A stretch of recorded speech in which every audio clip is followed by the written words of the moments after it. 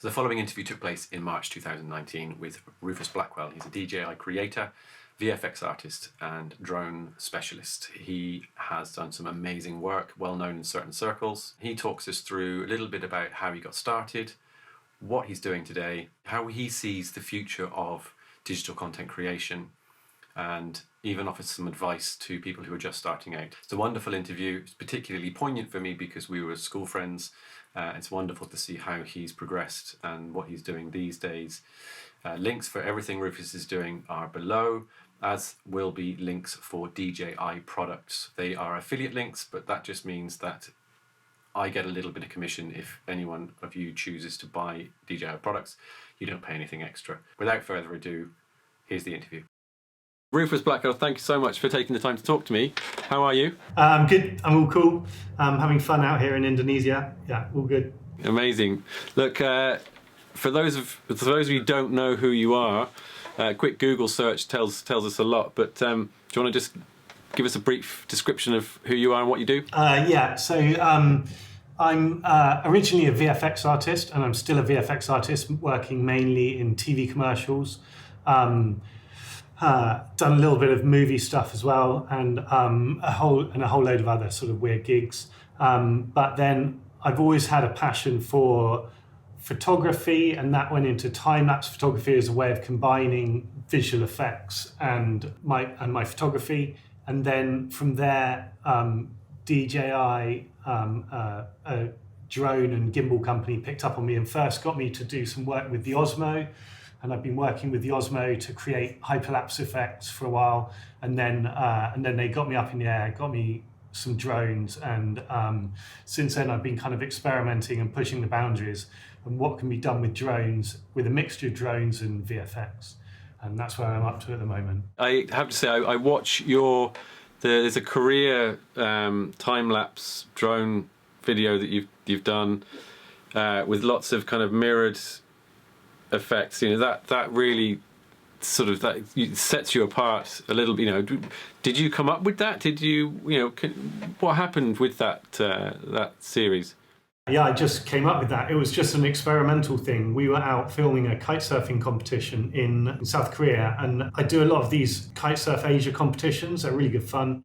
And I just have to go and shoot the competition and provide the footage, and it gives me a lot of time to play around with stuff. So that's, for me, has always been a really good time for experimentation. I'm sort of out in these amazing locations. I've done Sri Lanka, Korea, Thailand, Vietnam, and you just have these amazing expansive landscapes of kitesurfing races and lots of interesting action going on and interesting weather and stuff like that. So it's always, lots of wind, lots of waves, lots of, interesting kind of stuff to film. And so that was just an idea that I came up with and started messing around with it. And I put a couple of little vids out on that thing, and everyone was quite impressed by it. So then I just decided to make a whole video out of it. And there was, some particularly good footage in Korea. And I also, with that one, I was experimenting with doing a day-to-night time-lapse, which I hadn't seen before, a day-to-night aerial time-lapse. Yeah, I don't know, it got a lot of attention. And yeah, it's been a good video. And actually, it recently I just had it licensed by Dolby, and so Dolby are now using that video as a demo of Dolby systems. Oh, wow.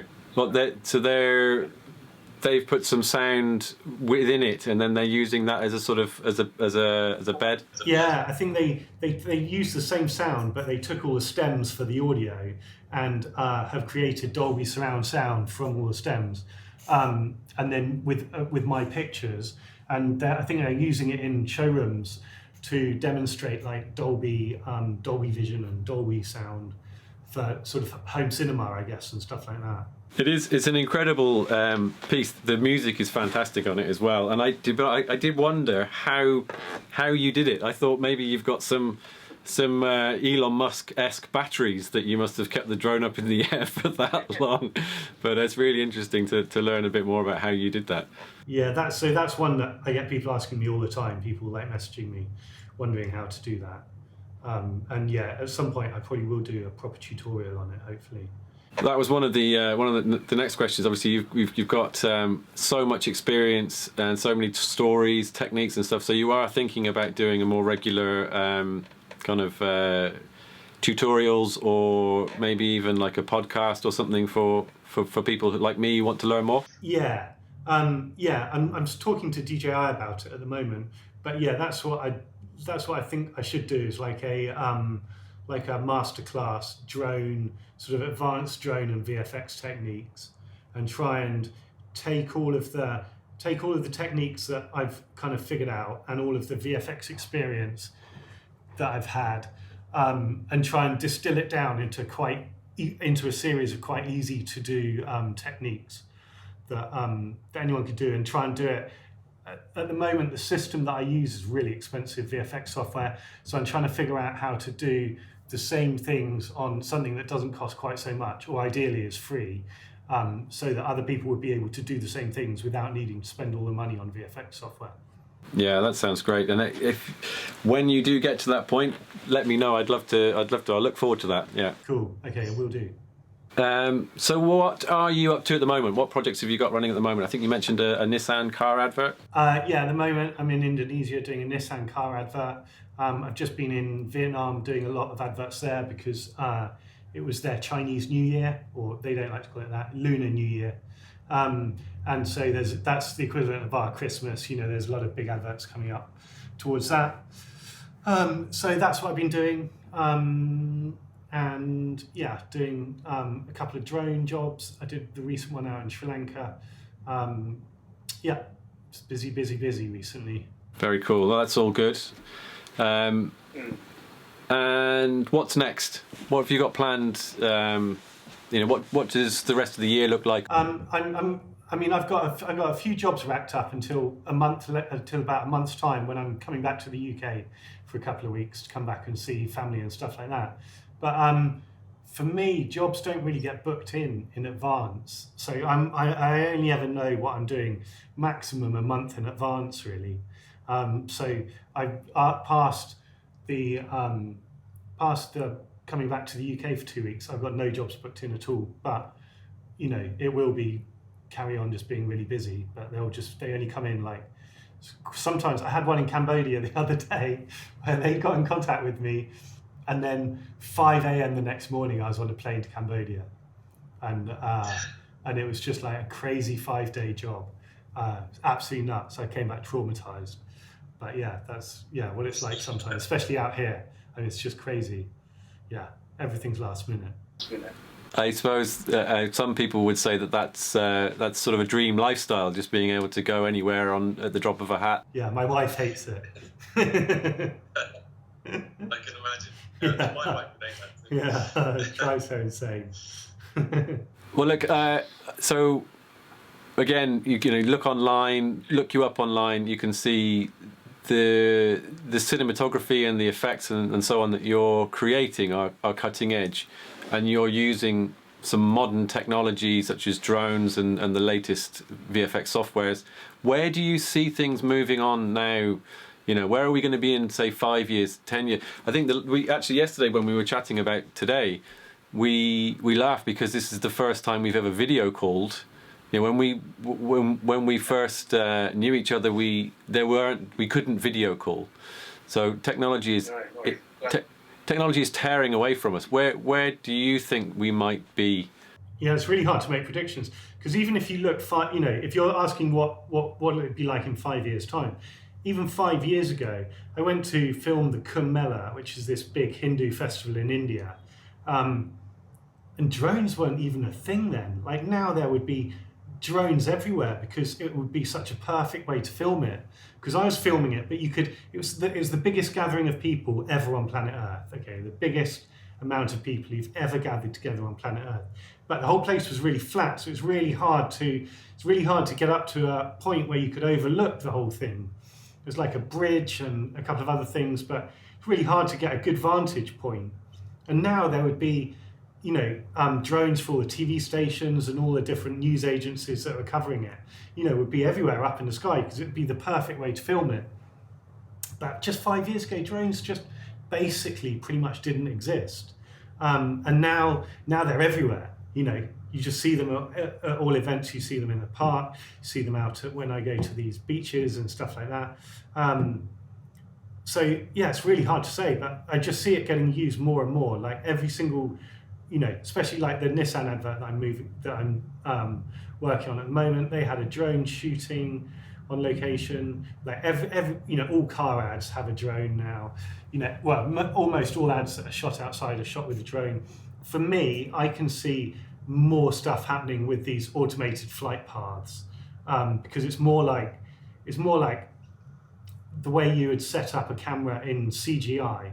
If you're creating computer generated shots, then you set up the camera and you can control it in the software, and you can follow like you can play it out once, see how it looks, change details to it, render it out again, see how it looks.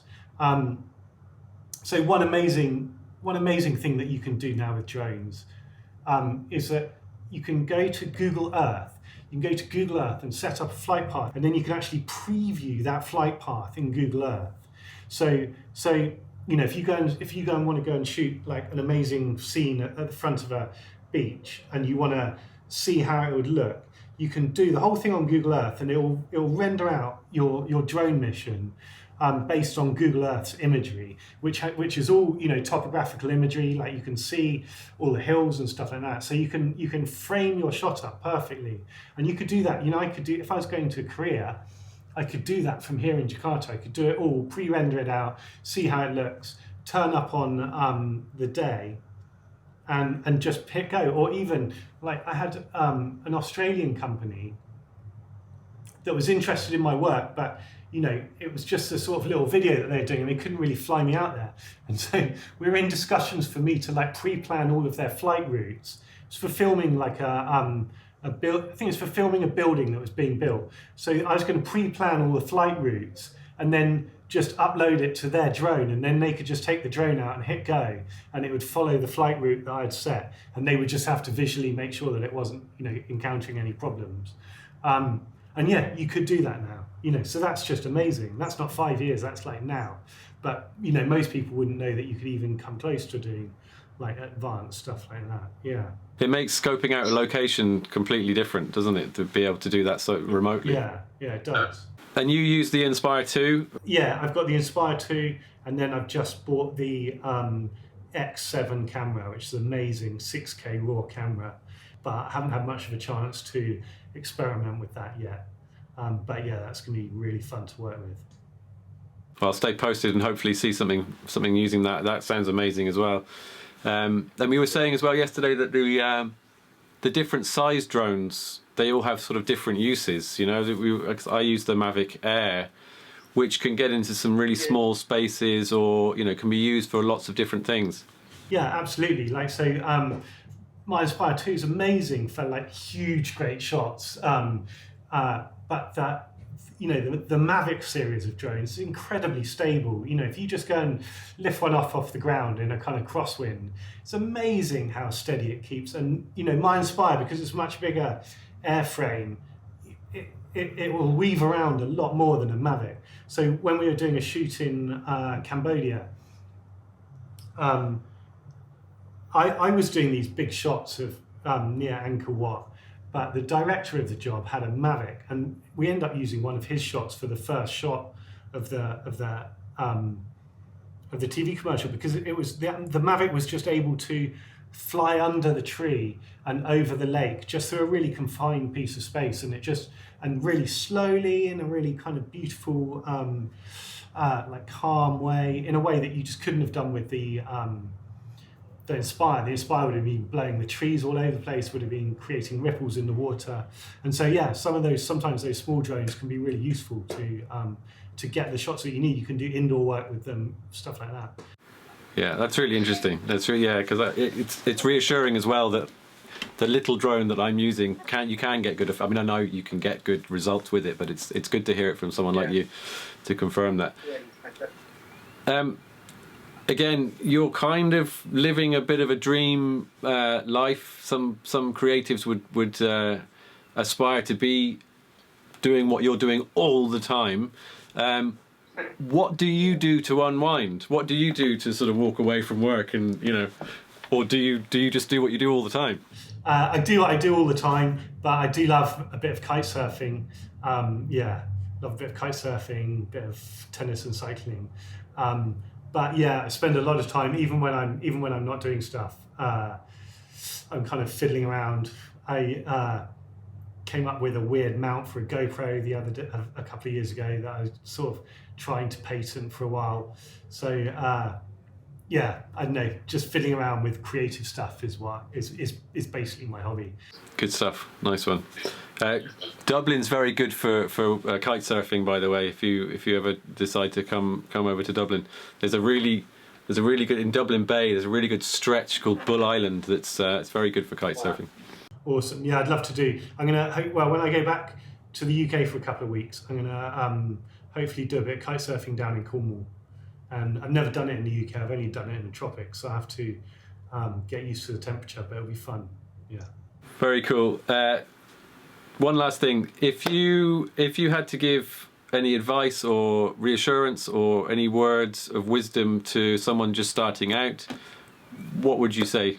Well, I think they're really lucky these days, in some ways. In that, when I was starting out, good stuff was really only shot on film, and that's just so inaccessible to most people. Whereas now, for not so much money, you can get an amazing drone, or you can shoot with the Osmo, which is the little handheld gimbal, which you can get amazing footage from.